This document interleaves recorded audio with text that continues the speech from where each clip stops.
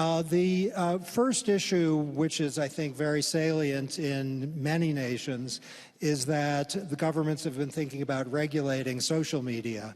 The United States has a firm tradition of freedom of speech, and it's not exactly usual. I did empirical research, courtesy of online research strategies, and it's not usual, I can confirm, to find the heads of companies calling for regulation of their own companies.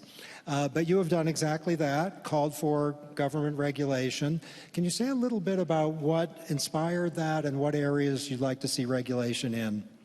Sure. So, I've spent most of the last few years focused on trying to address some of the biggest social issues facing the internet, and that our company in particular is at the center of. And the four big ones that we've focused on are election security and preventing election interference, free expression and while removing harmful content, privacy and making sure that we get those issues right.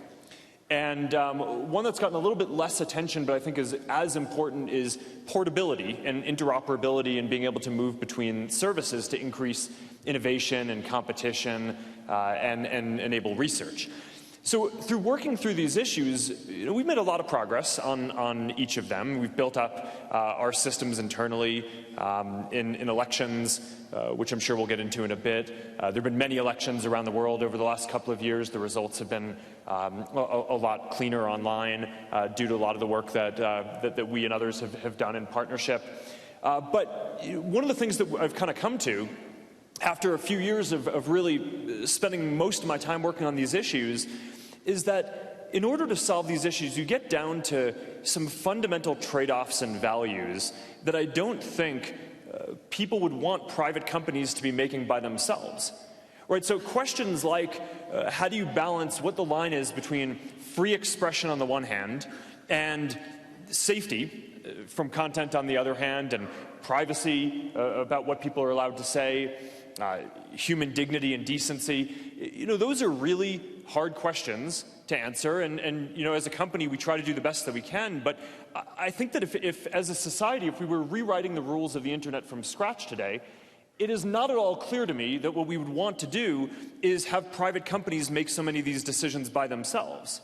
And in a lot of these areas around, for example, what constitutes political speech and what should be acceptable advertising around an election, I really don't think that as a society we want private companies to be the final word on making these decisions. So where I've come out is, look, in the absence of regulation on some of these things, we're going to do the best that we can and build up very sophisticated systems to be able to handle these issues. But at the end of the day, I don't think that is necessarily the ideal state that we all want to be in. I think we would be better off if we had a more robust democratic process setting the rules on how we wanted to arbitrate and draw some of the trade-offs between a lot of these values that we hold dear.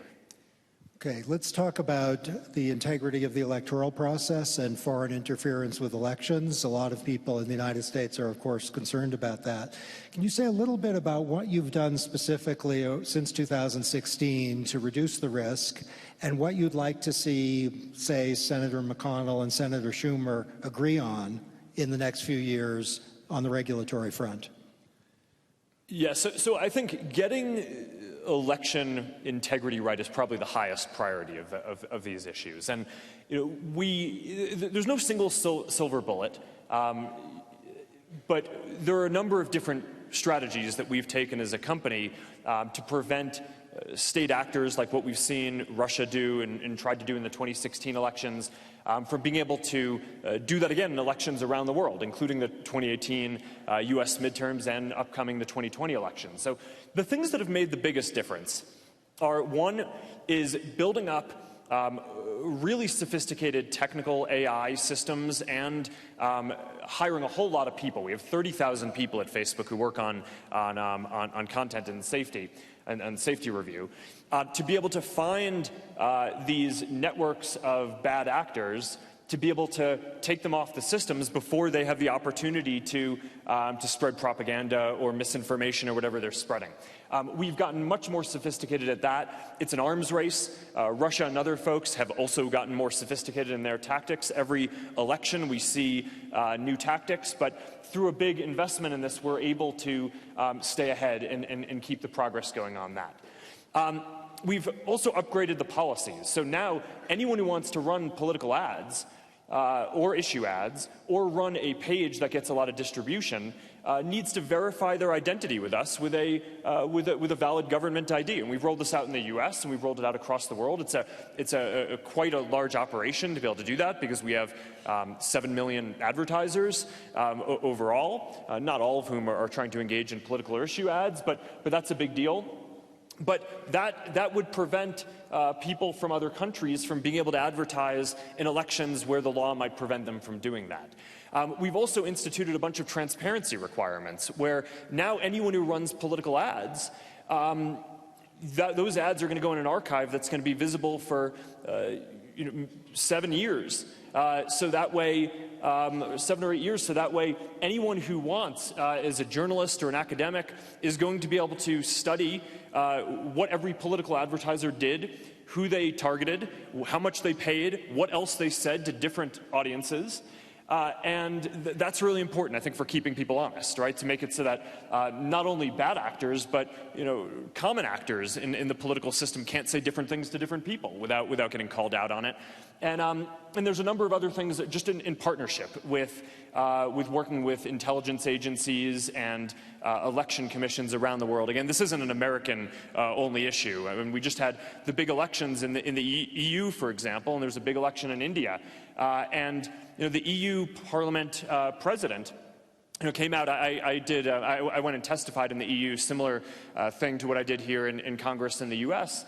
And the EU parliamentary president, after the EU elections, came out and said that Facebook basically, that we were able to deliver on what we said we were going to leading up to the elections, and that he thought that it was a relatively clean election because of that.